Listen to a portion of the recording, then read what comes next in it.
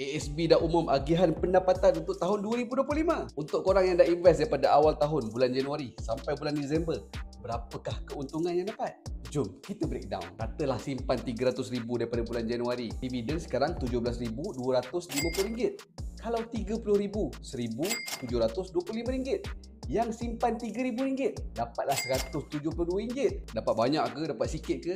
Syukur.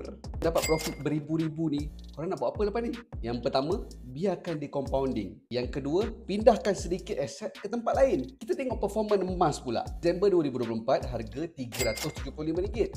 Disember 2025, harga RM567. Naikkan 51% dalam masa 12 bulan. 10 kali ganda daripada ASB ni. Rule yang paling penting, jangan letak semua telur dalam satu basket. Jangan simpan dalam saving account, nanti terpakai. Tukarkan dia dalam bentuk emas. Automatik kita tak akan sentuh dah. Emas ni akan digunakan sebagai simpanan jangka panjang, tabung untuk buat deposit rumah, dan juga kita punya emergency fund yang memang kalis inflasi. Untuk korang yang dah mula untuk pecahkan sikit aset tu ke tempat lain, saya cadangkan korang mula dengan RM100 je sebulan, tapi konsisten. DCA, Dollar Cost Averaging. Jemput ke profil Dr. Fatin Munirah. Dr. Fatin akan guide cara terbaik untuk simpanan emas jangka masa panjang, waktu yang terbaik untuk beli, waktu yang sesuai untuk jual. Saya cadangkan korang refer profil Dr. Fatin Munirah.